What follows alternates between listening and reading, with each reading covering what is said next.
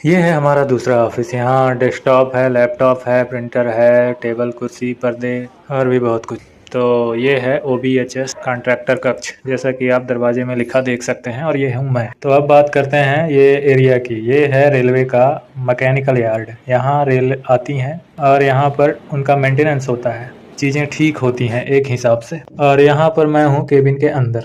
इस डब्बे में कभी मैं टांगे फैला के नहीं बैठ सकती, क्योंकि रेलवे का ये जो डब्बा है वो सबसे महंगा है। एक्चुअली ये गाड़ी हाउस कीपिंग के लिए आई है। हाउस कीपिंग का जो काम है वो अपने डिपार्टमेंट का ही है, इसलिए मुझे ये आज़ादी है कि मैं इस डब्बे में घूम सकता हूँ। मुझे बचपन से ना ट्रेन का सफ़र सबसे ज़्यादा पसंद था, अभी भी है, तभी तो मैंने ये जॉब चुनी है। यहाँ पर बहुत सारी गाड़ियाँ हैं, वो सभी क्लीनिंग के लिए आई हैं, जिनमें आप देख सकते हैं, जिसमें से अभी मैं उतरा हूँ इंदौर उना हिमाचल थी, और दूसरी जो गाड़ी है इंदौर दिल्ली सराय रोहिल्ला है। इस तरह से कहने का मतलब कि अभी मैं जिस डब्बे से उतरा हूँ वो सेकंड AC था, और इसकी टिकट लगभग 2000 से ऊपर ही होती है एक पूरे सफ़र की, क्योंकि मैं आया था गवर्नमेंट जॉब की तैयारी के लिए। अब गवर्नमेंट जॉब तो इतनी आसानी से मिलेगी, तो क्यों ना तब तक रेलवे गवर्नमेंट का काम ही कर लिया जाए। इंदौर दिल्ली सराय रोहिल्ला, और ये है वो गाड़ी जिसका सेकंड AC कोच था, AC सेकंड कोच था।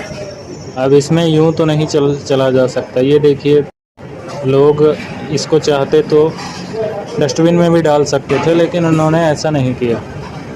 ये एक नैतिक जिम्मेदारी है, सामाजिक जिम्मेदारी है, और मेरे हिसाब से ऑफिशियल सरकारी जिम्मेदारी भी है कि आप अपने आसपास की चीज़ों को साफ़ सुथरा रखें।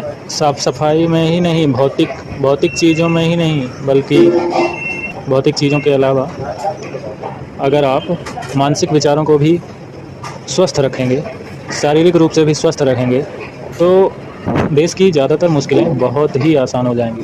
तो ट्रेन का पूरा मेंटेनेंस कंप्लीट हो चुका है, और अब हम आ गए हैं अपने कंपार्टमेंट में, और इसके बाद खाना पीना होगा। अब ये चल रहा है हमारा खाना पीना। 80 रुपये की थाली है, उसमें 2 पराठे और बाकी सारी चीज़ें हैं छोटी छोटी कटोरियों में, लगभग 100 ग्राम होंगी। यहाँ की व्यवस्था मुझे बड़ी अच्छी लगी। पीछे किचन है, डाइनिंग टेबल है और काउंटर है, तो कुल मिलाकर बहुत ही अच्छा है।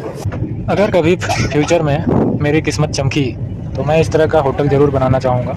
बस ऐसे ही कुछ सपने हैं, अब होने वाली है रातें। मिलते हैं आपसे कल सुबह। गुड नाइट, सब्बा खैर, राम राम।